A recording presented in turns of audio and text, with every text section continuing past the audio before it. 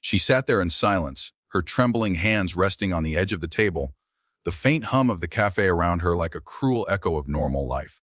Her wheelchair was neatly positioned, her hair done perfectly, her dress chosen with care. Yet she couldn't shake the gnawing thought that this was all a mistake. Maybe they were right, maybe no one would ever really see her beyond the chair. What she didn't know was that across the city, a single dad, one of the youngest CEOs in the country, was staring at a message on his phone sent by his friends. Go to this cafe, trust us, it'll be fun. He had no idea they were setting him up for something that would change both of their lives forever. It began as a joke to everyone else, but for him, it became a moment that rewrote everything he thought he knew about strength, beauty, and love. The cafe buzzed with laughter and chatter, but in the corner, Lily sat alone, watching the door. She tried to smile, tried to convince herself that this would be different. Her friends had told her someone wanted to meet her. Someone kind, handsome, successful. They had laughed when they said it, but she hadn't noticed. She wanted to believe that someone could see her for more than the girl who lost her ability to walk 3 years ago. She kept adjusting her hair nervously, her heart racing each time the bell above the door chimed. Then he walked in, tall, broad-shouldered, a presence that drew quiet attention without him even trying. Ethan Cole, 35, CEO of a growing tech company, father to a 7-year-old girl named Grace. He had built his empire from nothing, but beneath the polished confidence was a man who hadn't truly laughed in years. Losing his wife in an accident had hardened him. His world was about structure, success, and silence. His friends had insisted he needed to lighten up. So when they sent him a message about a blind date, he reluctantly showed up, more out of politeness than hope. When he saw Lily, he froze for a moment. She looked up, their eyes met, and something in his chest shifted. He walked over, and as he did, the whispers began. Is that her date?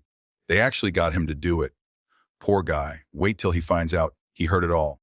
But what caught his attention was the faint tremor in Lily's lips as she tried to smile at him. He could tell she knew. She knew it was a setup. And still she sat there, her chin high, refusing to let them see her break. He pulled out the chair across from her and sat down quietly. Hey, he said simply. Lily blinked, unsure how to respond. You don't have to, she began, but he interrupted gently. Do you like coffee? He asked, smiling softly. I hear they make the best caramel lattes here. That simple kindness undid her. For the first time in a long while, she didn't feel like the butt of a cruel joke. She felt seen. Around them, the ladder faded. The same people who had planned the prank now looked uneasy as Ethan leaned forward. Genuinely listening to her, he didn't ask about her condition. He asked about her art, her favorite music, her dreams before and after the accident. And when she spoke, her voice was hesitant at first, then slowly filled with light, like someone remembering what it felt like to matter. An hour passed, then 2. And when she finally asked him, quietly, you know this was a setup, don't you? He didn't flinch. I figured, he said softly. But I also figured that the joke's on them. Because I just met someone worth knowing. Lily looked at him for a long time, her eyes filling, not from pity, but from disbelief that someone could still say that so easily. He reached across the table and took her hand, steady, warm, certain, and just like that, the world around her stopped spinning. Weeks passed, and Ethan found reasons to see her again. Coffee meetings, art shows, small talks that became long walks. Grace, his daughter, adored her. Dad's? She smiles like Mom used to, she once said, and he couldn't find the words to answer. But love wasn't a fairy tale for them. Lily's walls were high. You don't have to take care of me, she told him one evening, her voice breaking. I'm not your responsibility, Ethan smiled gently. You're right, he said. You're not my responsibility, you're my choice. She turned away, tears streaking her face. People stare, she whispered. They always will. He knelt beside her wheelchair and said, then let them stare. Maybe they'll learn what real strength looks like. It wasn't easy. The world didn't change overnight. Some still whispered. Some still mocked. But Ethan's calm defiance and Lily's quiet courage began to ripple through those around them. Even the very friends who had set up that cruel date came forward in shame one by one. And when Lily had her first art exhibition, a series of paintings called Unbroken, Ethan stood beside her, holding her hand as the room applauded.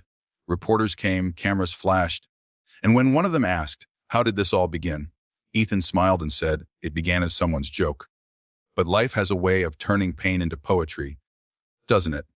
That night, as they stood under the soft glow of the lights, Lily whispered, I never thought I'd be someone's story again. He turned to her and said, "You're not someone's story. You're our beginning." The crowd faded, the laughter returned, and for the first time since the accident, she didn't feel broken. She felt chosen.